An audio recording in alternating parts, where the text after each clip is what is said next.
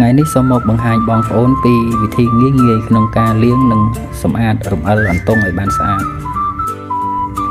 បន្ទាប់ពីយកគ្រឿងក្នុងនិងលាងសម្អាតឈាមវារួចរាល់ហើយត្រូវយកវាមកត្រាំជាមួយនឹងទឹកខ្មេះ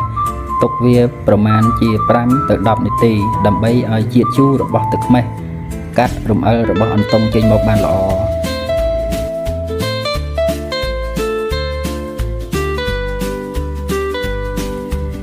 បន្ទាប់ពីទុកវាមួយសន្ទុះរួចមក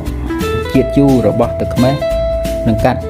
រំអិលរបស់អន្ទង់ដល់ចេញមកបែបនេះត្រូវយកវាទៅលាងទឹកឲ្យបានស្អាតមុននឹងយកមកច្បូតរំអិលដោយប្រើប៉ុងលាងចានប៉ុន្តែការប្រើប៉ុងលាងចាននេះយើងមិនមែនប្រើ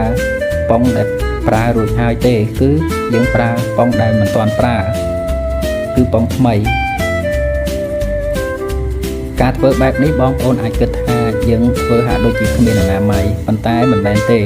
គឺយើងប្រើប៉ុងលាងចានដែលថ្មីដែលយើងមិនទាន់ប្រើយកមកច្បូតវាដើម្បីឲ្យវាចេញរំអិលបានស្អាតធ្វើបែបនេះគឺរំអិលអន្ទង់វាចេញបានល្អច្បូតរហូតដល់រំអិលវាចេញអស់